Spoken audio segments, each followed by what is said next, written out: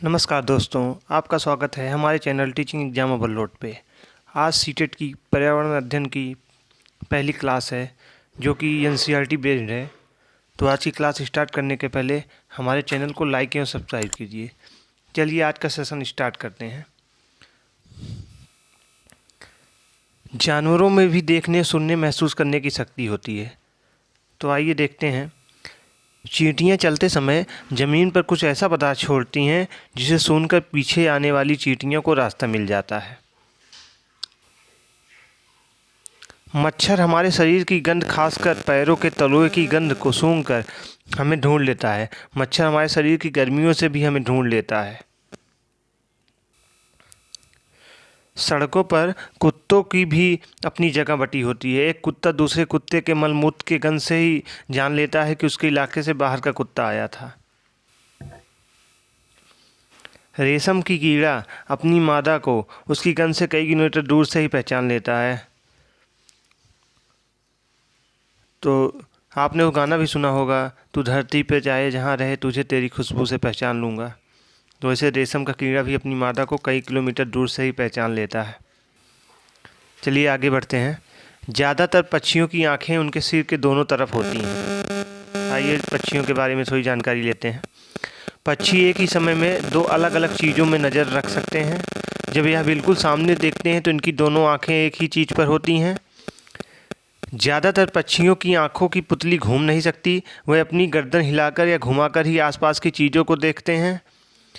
पक्षी जब दोनों आँखें एक ही चीज़ पर केंद्रित करते हैं तो उन्हें चीज़ की दूरी का एहसास होता है। जब पक्षी अपनी दोनों आँखें अलग अलग चीज़ों में केंद्रित करते हैं तो उनका देखने का दायरा बढ़ जाता है। चील, बाज और गिद्ध हमसे 4 गुना ज़्यादा देख सकते हैं। चील आसमान में काफ़ी ऊपर से उड़ते हुए अपने शिकार को ढूंढ लेते हैं, देख लेते हैं कि वो धरती पे चल रहा है और झपाटा मार के उसे लेके उड़ जाते हैं। आगे बढ़ते हैं। आमतौर पर माना जाता है कि दिन में जागने वाले जानवर कुछ रंग देख पाते हैं और रात में जागने वाले जानवर हर चीज़ को सफ़ेद और काली ही देख पाते हैं। अब सांप के बारे में देखते हैं। सांप के बाहरी कान नहीं होते, वह ज़मीन पर हुए कंपन को ही सुनता है। देखिए सांप का कान नहीं दिख रहा है, आँख दोनों दिख रही हैं।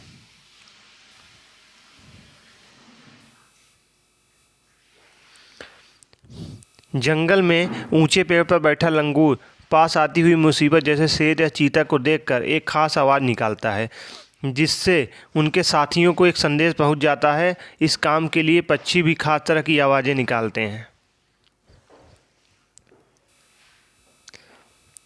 कुछ पक्षी अलग अलग खतरों के लिए अलग अलग तरह की आवाज़ें निकालते हैं। मछलियाँ खतरों की चेतावनी के लिए एक दूसरे के बिजली की तरंगों से जानकारी पहुंचाती हैं। आगे बढ़ते हैं। कुछ जानवर तूफान या भूकंप आने से कुछ समय पहले ही अजीब हरकतें करने लगते हैं। जंगलों में रहने वाले लोग समझ जाते हैं कि कुछ अनहोनी होने वाली है। जब कोई अनहोनी आने वाली रहती है, भूकंप या सुनामी आने वाली रहती है, तो जानवर अजीब तरह की हरकतें करने लगते हैं, आवाज़ें निकालने लगते हैं। तो उससे वहाँ के जंगल के आसपास रहने वाले आदिवासी लोग समझ जाते हैं और वहाँ से चले जाते हैं।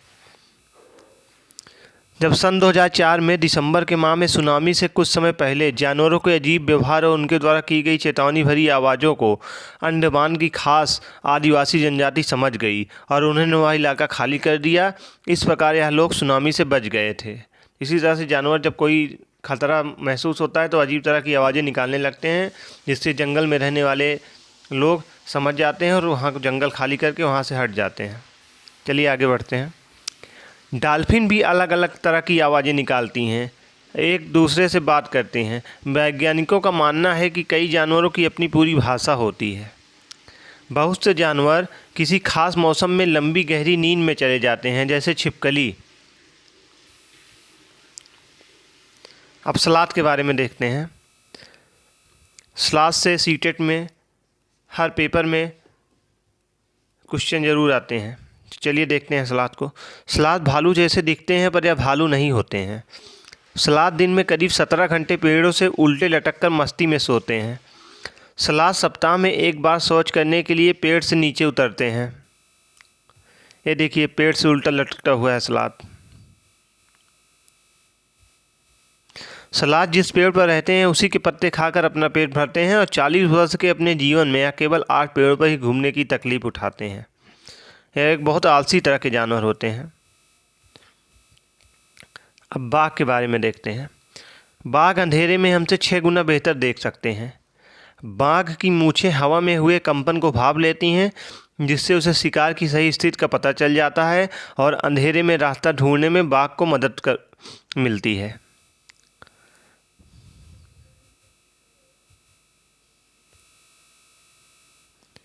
बाघ मौके के अनुसार अपनी आवाज़ बदलता रहता है।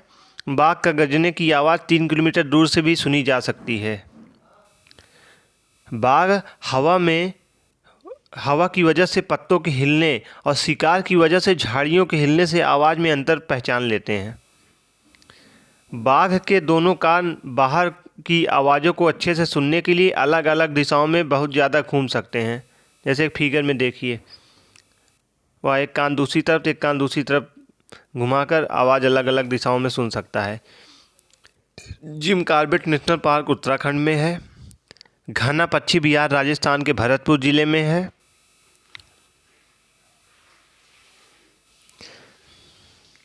सपेरों को कालबेलिया भी कहते हैं।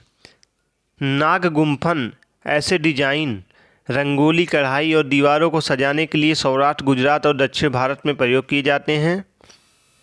कालबेलिया नाच में सांप जैसी मुद्राएं होती हैं। तुम्बा, खजरी, बीन आदि सूखी लौकी से बनाए जाते हैं।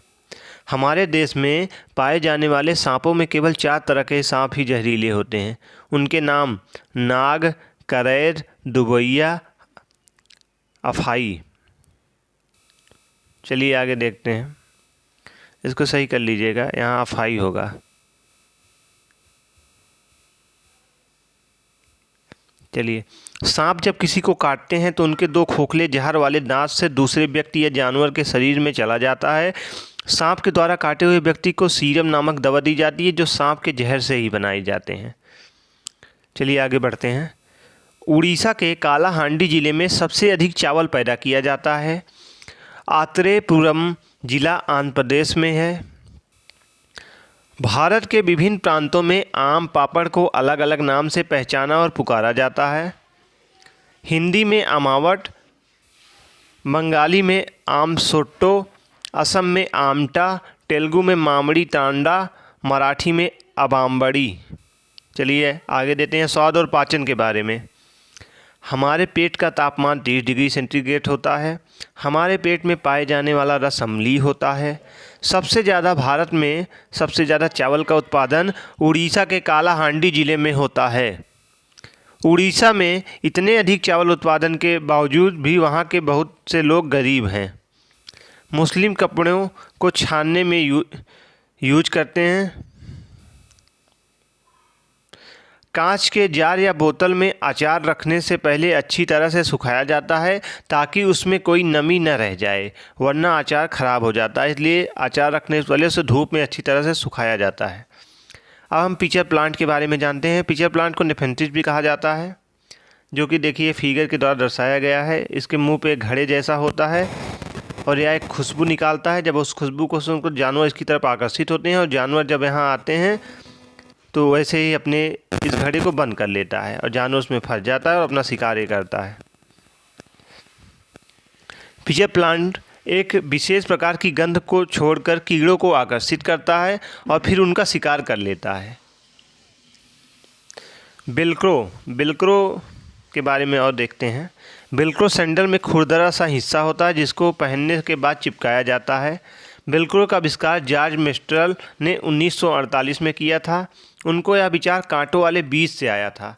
पौधे घूम नहीं सकते, एक बार वह एक ही जगह पर रहते हैं, परंतु उनके बीज लंबी यात्रा करते हैं। पौधों के बीज कपड़ों में चिपक कर और पानी में बहकर भी यात्रा करते हैं। सोयाबीन की फली पकने पर फूट जाती है और उनसे सोयाबीन के बीज निकल आते हैं। आइए कुछ और चीज़ें जानते हैं। जैसे हरी मिर्च, टमाटर, आलू दक्षिण अमेरिका से आया था। पत्ता गोभी और मटर यूरोप से आए। काफ़ी बीन्स और भिंडी अफ्रीका से आए। गड़ीसर झील राजस्थान के जैसलमेर में है।